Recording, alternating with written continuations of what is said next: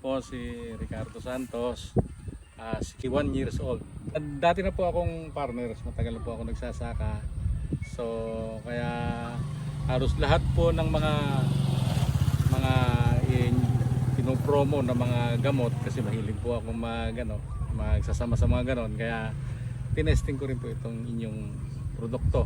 Pero nakita ko po na kakaiba kasi kalahati lang po yan sa 1 hektarya. So kalahati po yung pina-spray ko ng Ultra Boost, yung pong kalahati doon sa dulo.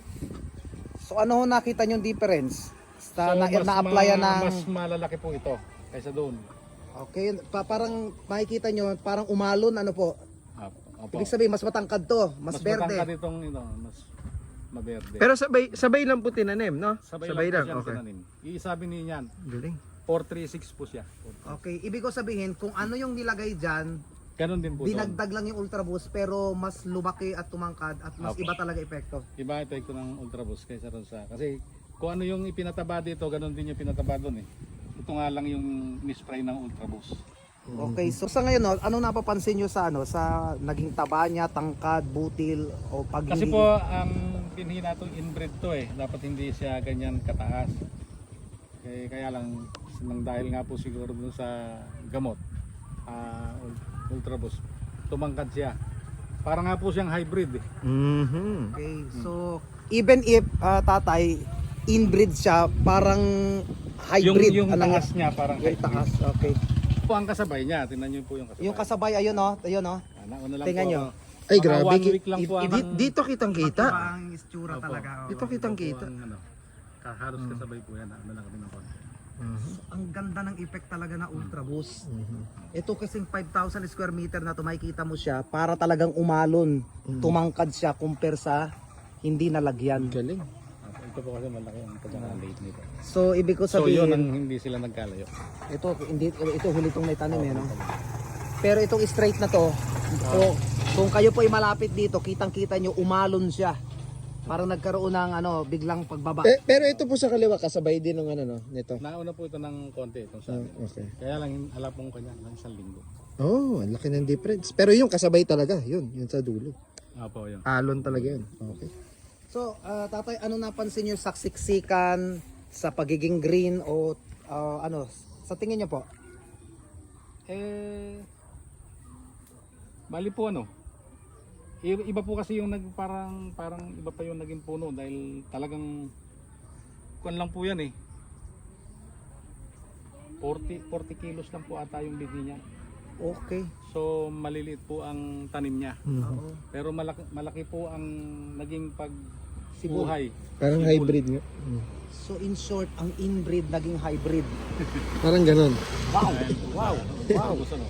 Bali, tatay, siguro sa tansya nyo po, mas malaki ang anihin nito compare doon. Sa tingin nyo lang po. Sabi po nung anak ko na nag-aalaga, dahil mas malaki po talaga ito. So sa yield, sa ani, definitely ngayon pa lang kita nyo na So mas nung malaki. Po, opo.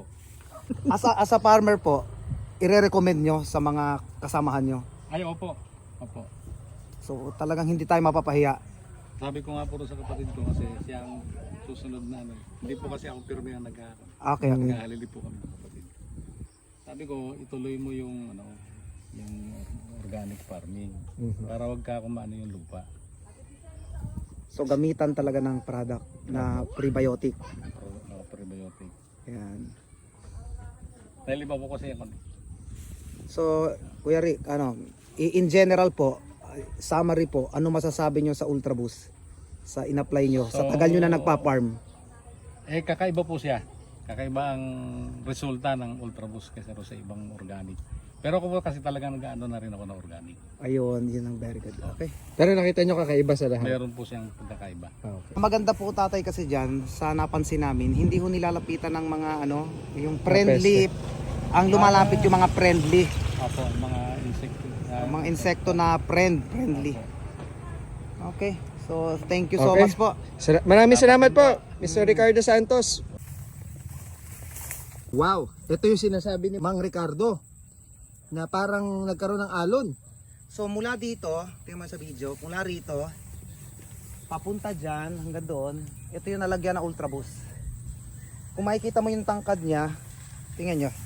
Ah. Pinakamataas na ano, hanggang dibdib ko. Mm. Okay? Yes. Ayan talaga yun. Ayan. Oo. Pinakamataas na dahon. Sa kabila. Sa kabila, ito yung kasabay na tinanim. Asing kasabay. Tingnan nyo po. Hanggang dito lang siya. So, Sabay. so hanggang dito lang siya. Yan. Lupit. So yung isa hanggang dito. Yan na. Pinakamataas yung dahon nakikita namin.